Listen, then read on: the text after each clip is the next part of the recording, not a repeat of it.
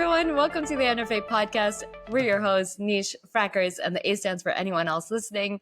It also stands for not financial advice. If you're new here, our podcast covers weekly crypto and tech industry updates and news and market insights and everything that you need to not make financial decisions. We do not give financial advice, and I cannot be more clear. On this week's episode, we covered Mark Zuckerberg with his new memo that he released, his poaching strategies, and Meta's overall results.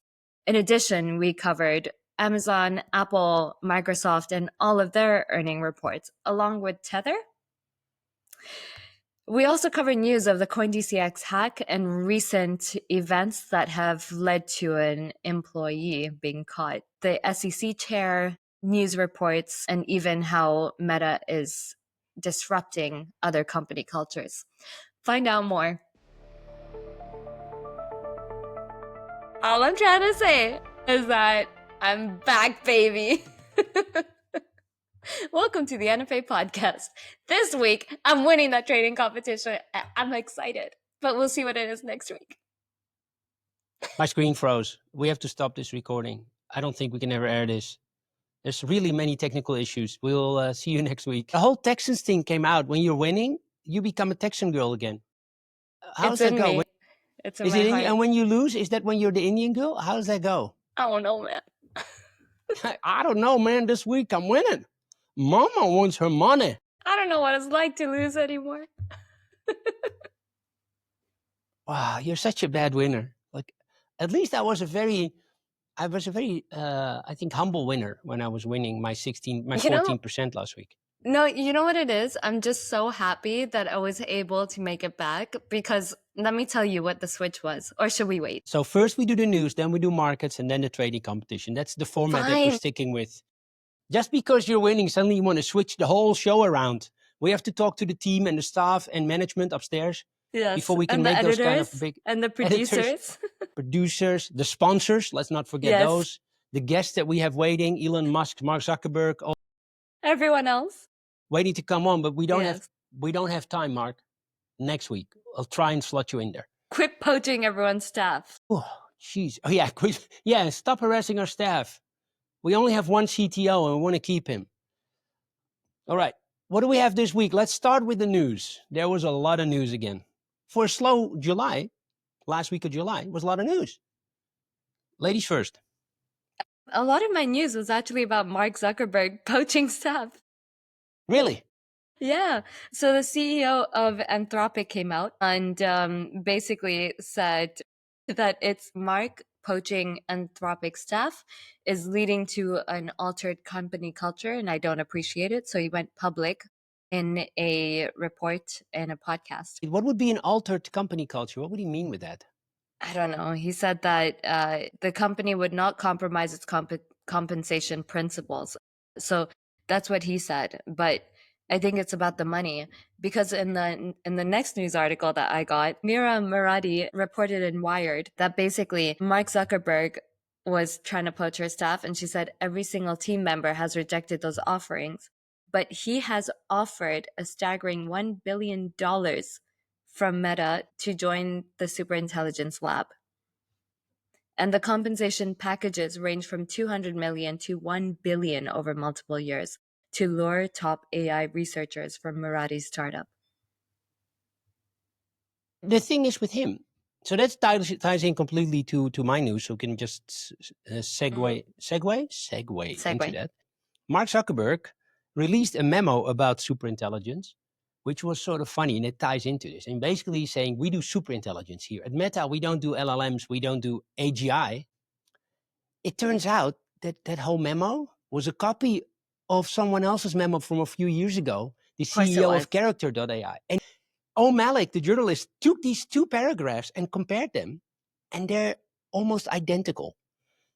Which you would, think if he would have a decent LLM at Meta, he could have run his own stuff and then compared it. Is there other stuff out there that this may appear to be copied from? Now, I'm giving Mark the benefit of the doubt that he didn't willingly copy it, but it is weird, Nish, because you really read it and you think, wait a second, some dude wrote this in 2021. So that's wild. If he didn't copy it, it's 4 years old. in thinking. The more I hear about him, the more slimy he gets in my head. The interesting thing I find that Malik says, he says, look, says, yes, Zuckerberg has no morals. He basically says this man is amoral. We could agree on it. You could call it slimy. He's basically, we would call it in Holland, as slimy as an eel in a bucket of snot. Basically what he's doing is trying to win. And He's relentless. He's relentless, exactly. So he will buy anyone that he can that he thinks could help it because he's way down in the AI race now. And here's what I think. If he cannot beat him by developing his own stuff, which he never does really, everything that he comes up with is stolen or borrowed from other people, whether it's Facebook, Instagram, WhatsApp, anything. The Meta, the VR stuff is basically Paul Merlotti's Oculus. So everything that he's successful with, he's stolen, ripped off, or copied. Instagram stories is a rip-off of Snap. But if he doesn't win it with these people, he will just start buying companies. Because his company yesterday, that's the related news. Have you heard it? It's almost worth 2 trillion. Meta stock went up. It's hitting 2 trillion. How come? Thank you. I don't know. The numbers are doing great. His ad sales are doing great. Instagram is doing great. All the stuff is doing great. You should have bought Meta. We're not talking about the trading competition here. Let's try and stick to the format. There's a format to the show, people. Half the team is so focused on their winnings. Yeah, half the team with the producers and editors. You keep forgetting management. There's management. There's layers here in this company. But isn't it weird? All this crap. Basically, this guy is throwing billions at staff to hire people, and then the stock goes up. He doesn't have a product. It just doesn't make any sense. But honestly, it's putting him in a really negative light that all these CEOs are now coming out and being like, "Yeah, Mark's trying to poach our team members, and we're not budging." So, with Zuckerberg, what you notice is that he's doing all these immoral things all the time, but investors love it because they only look at the quarterly results. Yeah. Wall Street looks at your numbers, and his numbers are great. Yeah. And what they're seeing now is a guy in 5th or 6th, wherever he is in the AI race, who's trying anything to get ahead and has the cash to do so.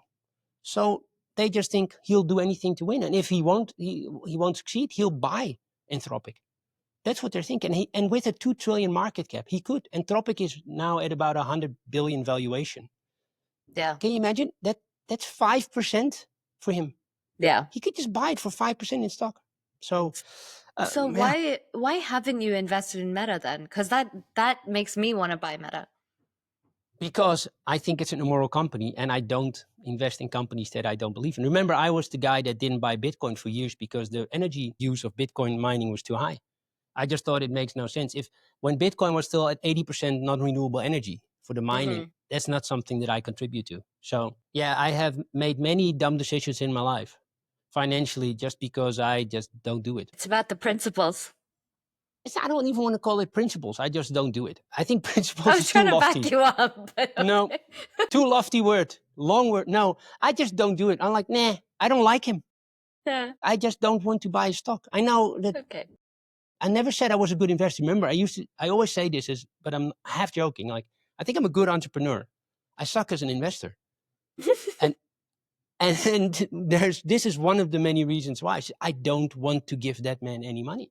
I don't care if it's $100. I don't care if it's $10. I just don't. There's enough other stuff that you can buy out there. That's great. Yeah. Yeah, there is. But then, so talking about that stuff, the Figma IPO. I did not see that. Please tell me. So this company is the only company pretty much that in 2021 had this huge valuation in the billions of whatever, 100 billion. I don't even forgot what it was. No, it was in the billions. It was a unicorn. And it's now in 2025 worth more than it was back then.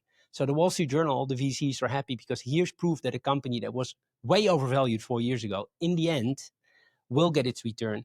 And it's the stock shot up. It's crazy. I think the price earnings ratio nears Nvidia's. It will never. Yes, it just went up because there's appetite for tech companies. That's amazing. Wall Street Journal had a great line, or Barron's. It said there is a group of investors seemingly out there that doesn't care about valuations. That was the headline, which I thought, who? But they're buying the Figma IPO way overpriced, and it shot up. And the same thing happened with Circle. Remember, with Circle also, there's no defensible technology that it has, and it was worth gazillions. One of the most successful IPOs. So let's see, end of the year, I'll track them. If these two, I'm guaranteeing you, Circle and Figma will be among the top 10 IPOs of the year. Wow. And overpriced, of course, but in terms of price, doing great.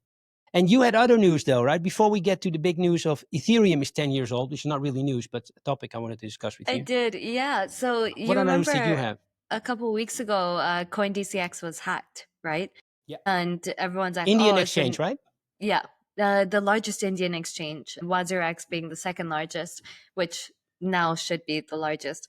CoinDCX, there was a hack for $44.5 million. And everyone was like, oh, it's the North Koreans. And, the typical usual suspects. Turns out it was one of the co-founders. It was an insider job. Yep. I apologize to North Korea, humbly, for suggesting they may have been behind it. But North Korea, in my defense, not the best track record. You need to do better. You need to do better. I don't want to, shame North Korea here, but oh my God. And how did they find out? That is shocking. Zuck XBT. No. Again. Yeah. We should be like in the middle. It's a third person in between us. We should just have a little statue of Zuck XBT. Honestly, like, this guy brings our news. I don't think this guy gets enough appreciation for what he does, not for crypto. But can you imagine? So he's arrested. They're naming him an employee. I have to double check whether he's a co-founder, but he's some like high up, either CTO or something. And he's a developer. And he had claimed that he downloaded a file without realizing. That on its own was such a big red flag because this guy's a coder. Like, he's a tech background. If you and I know to not download any programs, there's no way this guy doesn't know. So the hack of 44 million basically was completely transcribed with Zuck XBT, from Tornado wallets to anonymous wallets to everything. This guy really followed through.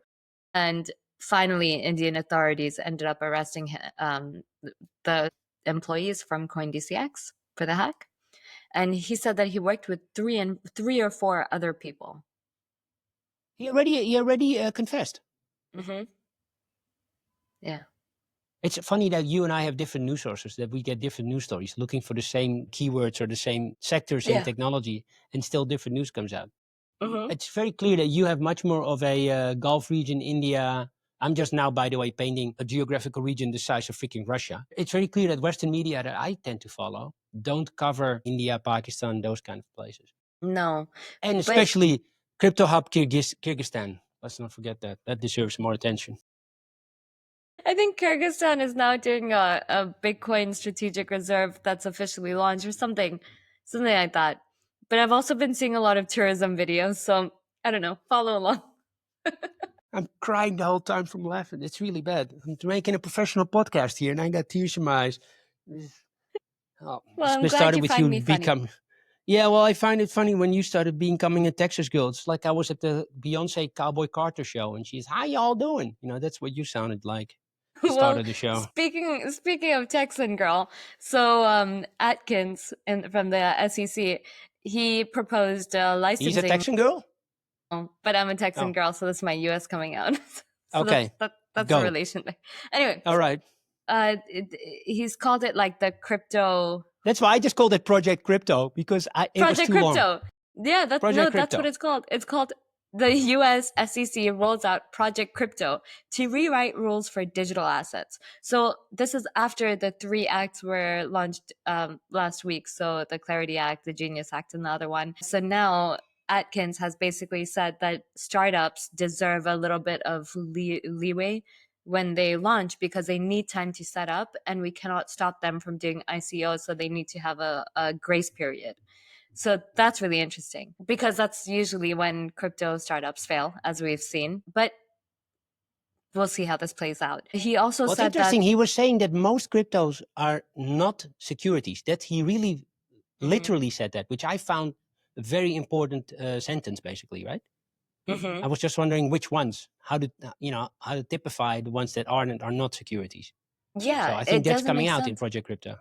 But, this whole U-turn has really left a lot of questions, like what happens to the companies that were charged? And like, how does the grace period work for projects when the majority of crypto scams happen within, probably that grace period timeline? So the idea that he has is that there will be grace period around the IEO time or ICO time? Around startups. So around startups, that's also vague. It's really vague. Yeah. Yeah, but so I don't get it. This project crypto, I thought would be positive for the market, and again, it wasn't. It was actually negative for the crypto market. This all came out in the last 48 hours. Yeah, I'm not sure why the markets are dropping. Everything's down between 2 to 7%. Exactly, and it's quite a sizable drop even for crypto, right? It's something that's notable. So that also really surprised me, and nobody knows why. The fear and greed index is still 57. Yeah, that is. But the altcoin index dropped to, what was it? 36. From, what was we last week? We were over 60 at a certain point. And it dropped from over 60 to 55, and now it dropped further to in the 30s. So, well, we have it's really weird. So basically, we, in terms of market predictions, don't listen to us. In terms of this is why we're called NFA. Not financial advice, people. Not a freaking answer. Is what it also stands for, apparently. Yeah, I don't know. I just made that up. So, in other news that I had, Ethereum is 10 years old. It's old news, but still, what is going on with Ethereum? There's a shift in sentiment around Ethereum again. Everyone is bullish on it again because of that company that came out and said that they're going to be the MicroStrategy of Ethereum. Mm-hmm. And I still cannot remember their name. And it's the ex-co-founder that started his own company, and that's him. So yeah, I mean, there is ex-co-founder of MicroStrategy? No, of Ethereum. Really? Is it an Ethereum co-founder? Yeah. Oh, wow. So one of the Ethereum co-founders launched their own company, and that company is buying Ethereum in masses. I'm sort of guessing that he still owns some Ethereum there. I'm just guessing. And he started a company to buy up Ethereum. Well, that's a shocker. But their stock price went up 1,300% after making that announcement. Yeah. I just really don't understand why you just don't hold asset outright. I really don't understand. Kevin O'Leary had a good point about MicroStrategy. Like, why buy MicroStrategy if you can buy Bitcoin? You want the exposure and you want the liquidity, you buy Bitcoin.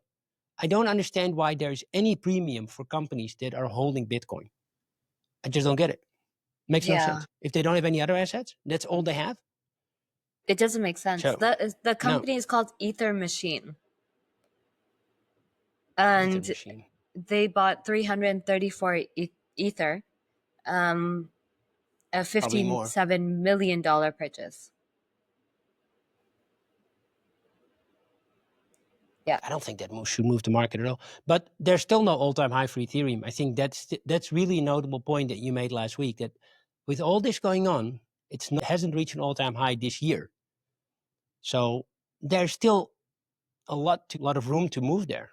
Yeah, even Trump's company put in $1 million. They bought $1 million of ETH. But again, it's not really moving the needle as much. For those that are new here, Ethereum's all-time high was 4,200. So we're still not at an all-time high. We're actually today at 3,669. So, I mean, we'll see. We'll see where it goes. Moving on to market news. Apple had a great quarter in terms of surprising news. Sold more iPhones. So this is sort of news, but it goes into a market thing. It had a great quarter. It's growing again, everything. And stock price down. What? Finally, it's doing well again. Stock price down. Long-term prospects for Apple, of course, don't look that great because it fails to have a new product. So Microsoft also had a great quarter and joined the 4 trillion club. Then Meta, like I just said, is almost at 2 trillion, also a great quarter. And then Amazon shares dropped. Here's my surprise, because investors think that their cloud business isn't growing fast enough, which should be powering AI. So the investors fear it's not a player in the AI shovels and picks. Okay. So you got your Nvidia, your Broadcom, your TSMC, that are basically the picks and shovels for the gold rush in AI. I have one last market news really quick. Good. Yes. Go. Tether posted a $4.9 billion profit for Q2. just for the second quarter of the year. Why did they report that? Because they're not traded They publicly. did. They just do it to the general public, not like because of stock exchange regulations or. Yeah, where is that company listed even? What is the entity, the parent entity? Tether International Limited is registered in the British Virgin Islands, and it has a presence in Hong Kong. But either way, their profits are up 10%, well, 9.6% from last year, which is interesting because they still are not audited. But they publish their results and unaudited, just what they think it is. Yeah, I have an opinion about that, and I think I won't say it's shady because it doesn't mean that it's not correct. I just think it would be more believable if it were independently audited. I agree. And be based in a different jurisdiction than the British Virgin Islands would probably also help. Okay, so unfortunately we're out of time. We don't have time to cover the trading competition this week. See you next week. Unless you can do it in 30 seconds or less, Miss Suchdev, go. Well, yesterday, 3 days ago, I found this token trending on Twitter, and as I do, I basically said, well, I have $30 left in the bank. So out of 100 that she started with 8 weeks ago, people, just to get started with 100 round tripped. I fully round tripped. I went up to 240. I went back down to 6. It was just an emotional roller coaster. Anyway, so now I'm at $30. That's called round tripping? Really? Yes. Yeah. Turn $100 into 6 is round tripping. That's one hell of a trip. Okay. Sorry. So no, I round tripped. I basically went from $100 to $140, down to $6, up to $240, down to $30. And it was like, really has been an emotional roller coaster. So 3 days ago, I said, well, you know what? F it. I'm going to go all in into this token that I found trending on X. And it doesn't have any real base. It doesn't have any real followers. But either this can make or break the trading competition. Either we call it quits, put an end to it, Nish has lost her money, or we say Nish is back. And sure enough, I really wasn't expecting to be back, honestly. I put money into it, and 2 days later, I was like, I wonder what happened to that token. And I take a look, and it was at $140. So my $30. How much you put in? You put in 30? I put in the full 30. Okay, and it's 140, and then you sold. I sold. I'm really disappointed. I'm grateful that I sold because today I would have round tripped that $30 as well. Yeah? Did it drop afterwards? It did, yeah. Yeah. You want to share the name of that token that you invested in? It's called AIR. AIR. Fried air. AIR. It's just thin air. It stands for airdrop token. So obviously, it's not a long-term hold. As we speak about, airdrop hunters are not going to be your audience that holds a token. And they're giving out like $500 to tweet about them or something ridiculous. Oh, okay. So then you sold it and you now moved it to Ethereum. So how much you got in Ethereum now based on the price of Ether today? I have diversified it into three different cryptos. Okay. So I have $45 in Ethereum, which has since then become $42. I have $45 in $40 in Ethereum, $45 in Solana, and then I put $45 in something called Aztec. My eyebrow cannot go any higher than this because of Botox, but this is... It's basically NASDAQ, but spelled ASS DAC. And yeah, I'm up. Why? That's all I'm going to say. Okay, so why did you put it in that one? Any reasons for that? It was trending on Twitter. Okay. Well... Okay, no, people, it was trending on you don't watch Twitter. the NFA for financial advice, okay? It was trending on Twitter, and I was like, okay, well, let's just see how it goes. So now my $45 has officially become $50. I'm up just over 10%. My Solana is down 6% from yesterday. But overall, you're up 360% from your initial $100, I think, if I look at the chart here. No, because I'm only at No? 130, right? Well, now 135. They dropped. Okay. Well, I will summarize very quickly. I didn't trade anything. So I started with $100 in early June, bought for $50 in Bitcoin. Look, she's not even trying not to laugh, you witch. No, you did Put so well. $25 in Broadcom, $25 in Nvidia. Everything except Bitcoin went up this week. So I went up overall from 14% to 17%. Yay! 3%. I'm up in total 16.56. I'm rounding it off to 17. So my $100 right now is worth 116.56. My parents will be so proud. And No, your I'm proud. $100 is worth, what is yours? 135. Well, So now how come that in our 140. chart it says percentage change for Nish is 360%? We have to look at that spreadsheet. I don't think it's calculating it well. Oh, that's the return on your air. That's just on air. That's it. Your air did great. So okay, that's your others are not in there. You have to add your other holdings in there. But you trade so much it goes too fast. I know. I'm you not really sure how have to change. $45 in a token called ass. Yes. I don't know what to tell you. It works. But the lesson in here for me is that while I have gone through an emotional roller coaster, for me, that was not worth it.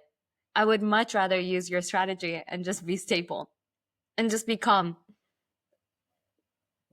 And you know, well, she says it. She doesn't mean it at all. Just look at that face. I've known this woman for years. She doesn't mean a word of what she just said. I This genuinely is so do. fake. It has I really wish I didn't go on this emotional roller coaster. I mean, the highs are great, but the lows are really frustrating. You still beat me. That's the worst part. With all that crap, your ass token has kicked my ass. It's unbelievable. It's so funny. Their slogan is hilarious. It is so funny. It's hilarious, people. It says the world's best asset. And it's so unprofessional. That is good. It's just... Yeah, I don't know. That's a good slogan, though. I know, but it's just a bunch of women on their Twitter pages with their butts hanging out. You don't know if that's actually the women that started it. That sounds like guys that put out a token called It's definitely stock photos. Yeah. AI, maybe. Yeah. If the asses are perfect, it's AI. I can't... I'm serious. I don't know why I bought it. Because it was trending. This is how I found Pepe. It's how I found cheese. Point. It's like...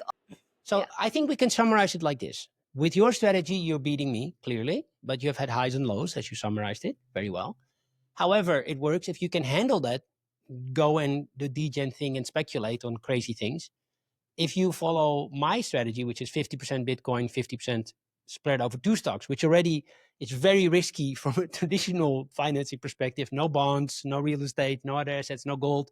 It's all volatile. I did 17% in 8 weeks. I'm up 17. So yes, that's good. At the same time, it's also still very risky. So I think we should close with that. This is not financial advice. It is risky. It never is. Yeah, it never is. It always is. It always is risky. No, it's never financial advice. It's never financial advice. Yeah, there you go. All right. Well, thanks for your attention this week, and hope to see you next week, and then in better results for me. This basically means you should go down with that portfolio of yours. Pray for Michael is what we're trying to say. Hashtag pray for me. Pray for Michael 2025.